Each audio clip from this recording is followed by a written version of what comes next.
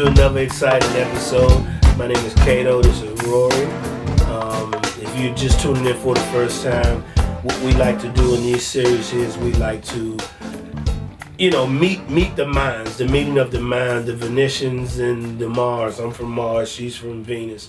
And see how we can help in discussion of building strong and better relationships. And at the end of the day, that's what it's all about. Exactly. Right? Whether it's with your mate or your friends who are of the opposite sex. Yes, indeed. Yes, indeed. Because friends can become mates if you play your cards right. There's a difference between being, putting the mate zone and the friend zone. At any rate, so we pick cards. Rorree has already picked a card for this particular episode. So she gonna read one side, I read the other side. Are we in Vegas? Nah. Yeah. About to do a magic trick? Yes, indeed. Okay. All right, I'm gonna read. And mine says, to the Venus folks, practice is essential for improving communication. Practice is essential, i.e. important, for improving, i.e. making better, i.e. communication, i.e. communication. Oh, Lord. Practice makes perfect, period. Perfect practice That's with makes anything. perfect. You know what I'm saying? Just like a guitar player or piano player, the more you practice on it, it's very important to, if you want to communicate, practice is essential for improving communication. If you want to be tight on your musical craft, you have to practice on it. Right. If you want to be tight, communication is the key, I believe. This is just my belief. The communication is the key to successful relationship. Without the communication, everything else will fall. You know what I'm saying? Exactly. So. And we do have to practice communication. I mean, because one of the things that we talked about on the last season was the nagging. Yeah. And that can tend to be ineffective communication, because once we start nagging, y'all shut down and all y'all hear is womp, womp, womp, womp. And so y'all haven't even really heard anything we said. Right. And like how you talked about the movie, The Breakup. The Breakup, yeah. How, he was like, well, I never heard you say it like that before. And she was like, well, girl, I've been saying it, right. Now. Right. But sometimes when we haven't figured out how to communicate so that you guys hear us, right, then we might as well just shut up. Right. So practicing communication is important, and you have to practice communicating in a way that your mate is going to hear you. What are ways to practice? Can you give some examples or think of any, or maybe we can sit here and put our heads together. What are some good ways to practice good communication? We kind of talked about this kind of stuff in different episodes. Stuff like leaving notes is good practice. Mm-hmm. And like we talked about, if you're feeling like you're having a moment, up or down, you're going through a wave, or you feel like you're in your little rubber band period or whatever, back and forth, communicate. Say it. You know what? I'm needing a moment. And then after a while, you'll understand it already. All right, I think it's about that time he need a moment right now. Let me just let him do his thing, because I know he's needing a moment. So after a while, you will just get it through nonverbal communication, because you have practiced effective verbal communication. Right. So I would say to the ladies, if you're not too pleased with something, maybe don't discuss it while you're in the height of your anger. Sometimes when I'm that angry, when I'm really, really angry about something, I might talk to my friend about it, or I might write about how I feel, but I won't send that, because I'm just getting it off my chest. So I won't send that, because that is going to be tactless and that's probably going to hurt some feelings, and it's not going to get across what I want to convey because it's filled with my hurt and my pain. So you may want to, sometimes what I do is I wait a moment before I express how I feel. Like I might wait a day. And I do that sometimes because in a day, I might not even feel that anymore. Because oftentimes the way I'm feeling is not just about me in this moment and the situation that may have transpired. I might actually be overreacting to the situation that happened, maybe because of other things that are going on in my life, or some things that are going on universally. Right. It just may be something in the cosmos. It may be the moon phases, whatever it could be. Right. If I wait 24 hours before I respond to something that's made me angry, usually I don't feel that same way in 24 hours. And then if I still need to speak on it, I'm able to speak on it in a way that I'm not attacking and in a way that my mate can hear me. So that's one thing that I do so that I'm trying to practice better communication. Right. What do you do? Only thing I can say is leave no room for assumption. When you leave space for assumption, already it shows there's a lack of communication going on. Mm-hmm. And then when you leave in a room for assumption and we have to assume things, then that will build a problem. Because most likely chances are what we're assuming is wrong. Mm-hmm. And the only way we'll find that out is by communicating. Mm-hmm. In other words, I can assume that she's doing this because of whatever reason.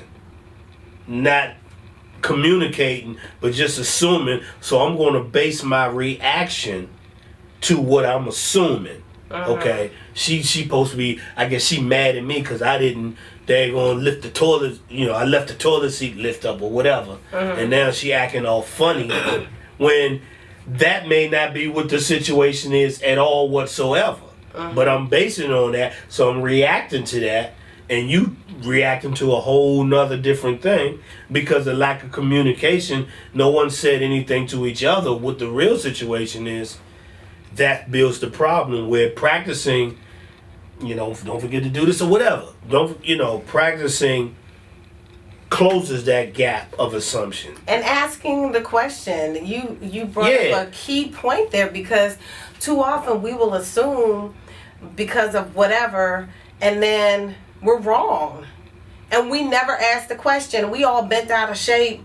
We never over ask nothing. We never ask, well, what's wrong with you? Right. And if I ask Did what's something wrong, happen? Did I do something? What happened? And if I ask that, don't say nothing. You know what I'm saying? Because that's not effective communication. That's leaving room for assumption. Mm-hmm. Because I know it's something. Come on, shorty, I know it's something. I know you. So you're not acting this way for nothing. No, it's nothing. Don't worry about it. It's nothing. Well, I'm guilty of having said that in the past. I don't say that anymore. Nothing. But the reason I used to say nothing was because I couldn't avoid a fight. Yeah, well, I didn't have it all in my head right. I didn't know if I was just overreacting. I didn't know if it was because it's PMS time. I don't even know if I should even talk about this because it might be stupid, and so nothing. But instead of saying nothing, because clearly it isn't nothing, you could say, you know what? Let me just sit with this for a second, let me just sit with it for a second. I don't really want to talk about it right now. And then the other person needs to respect that, and not badger you to talk about something, because that could create an issue. Okay. So if a person doesn't really want to talk about it right now, just respect that, because maybe it doesn't need to be discussed. Right. All right. Martians. Let's see what it says. Keys to communication are being honest and knowing your limits. So basically what you're saying is we're not honest. Oh. See what you trying to say. You basically said, men, stop lying. I didn't say that. Oh, that's what the card said. I'm saying, No, I said the key to communication, being honest and knowing your limits. Sometimes it's being honest with yourself. You know, like you were talking about, there was someone who you were dating and you could kind of tell, this person is really not the right person for me. But some people are so pressed for a relationship that they're not honest with themselves and they don't listen to that thing that they already know. They still trying to press the situation and know that I'm not going to be able to deal with this kind of person, or I'm not going to be able to deal with this situation. So sometimes you have to be honest with you and know your limits, whatever they may be. And you know, to me, that's key.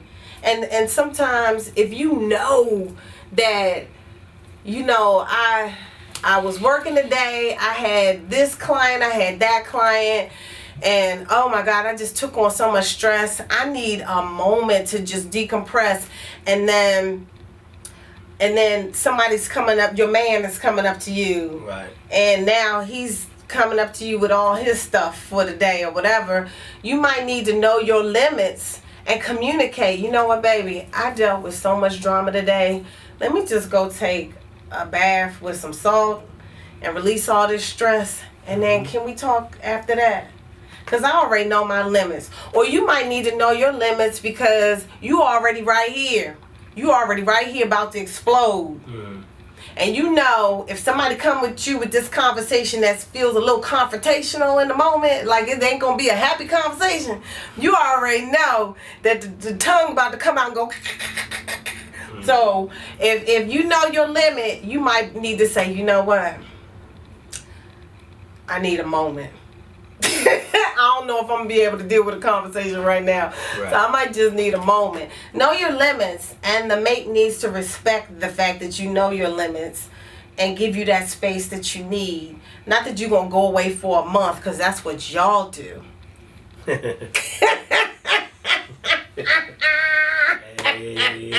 So what you think about that? I agree with you. I agree. I can't disagree with anything you said.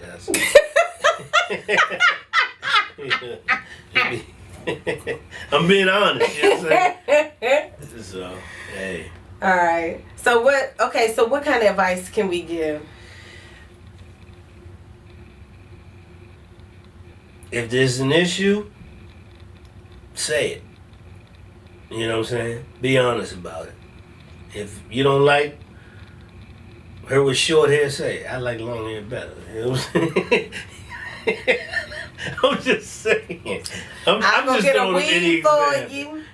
I glue some in. I sew it in. So better. If or whatever the situation is, just because one thing about communication you got to keep in mind, when you're building it, you're also building trust. Trust builds. Trust is not there. If anybody's saying they trust you from the jump, they don't understand it or they lying. Because trust builds. It takes a second to kill trust, but it takes for almost a lifetime to build it.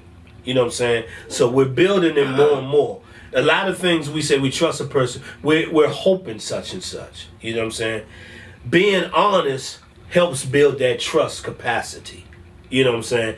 If nothing else, I know I ain't got to worry about that because she's always honest with me about any little thing. So, you know what I'm saying? I have reason to believe that she's being honest in general about whatever somebody else, especially when it comes to outside your relationship. The most dangerous place to be in your relationship is outside your relationship.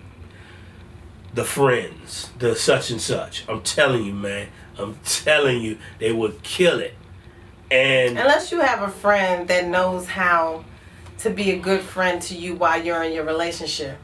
Because I have even some that friends that you know, if you're upset, then they jumping in there upset with you, and it's like, oh my stars, you know, we really don't need that. So sometimes I know I said that I might talk to a girlfriend, but I'm very selective. Yeah, that's what I'm saying. That's because I don't need to be brought down further. Right. You know, if I'm already upset, I don't want you to co-sign with me. And well, I mean, and going to another thing, that's why I strongly believe in a lot. Unless I strongly believe in unless it's something that's not being done right. Handle it in the house. Yeah, keep your stuff in the house. I'm gonna tell you, I've been, some of my main relationships been broken up because of outside folks. Believe me, even my marriage was done. Especially your marriage. Oh my marriage gosh. was done basically because of outside. Keep your in-laws out your house, okay?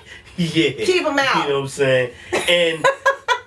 But one of the biggest keys to that is to having them being assured that you are an honest person. So first of all, be an honest person. If you ain't an honest person, none of this matters. You know what I'm saying? Mm-hmm. But the whole fact that if you are an honest person, that's a real big key. And as you're growing, you have to be working with each other and be friends with each other. And to me, this growing in love process is really about friendship. Yep. And treating your mate like how you would treat a friend. And, I think that's really, really key. Yeah, of course it's key. So that's my thoughts on that. You know what I'm saying? Keys to communication are being honest and knowing your limits. Know what you can tolerate and not tolerate. Know what the other person can tolerate and not tolerate. Can't tolerate probably other person can't tolerate it at all in one shot. You know what I'm saying? So. All right. Cool. So, all right. Be honest and know your limits, and practice is essential for improving communication. We don't want them thinking we're nag. It's all about communication. All right? Exactly. All right. Look here. Don't forget to tell your friends, share this, subscribe, click on the little bell right here below us where you can be notified when we do new clips and coming up, and always comment, ask us questions. Yes. Let us know what you're thinking, because that's what this is all about. This is all about you. And if there's a way we can help you in any kind of way, ask us. Yes. If you want us to talk about anything in particular, anything in particular, let us know. Yeah, let us know. And we'll work on that for you as well. Sounds good. All right. All right. Peace and love. Peace.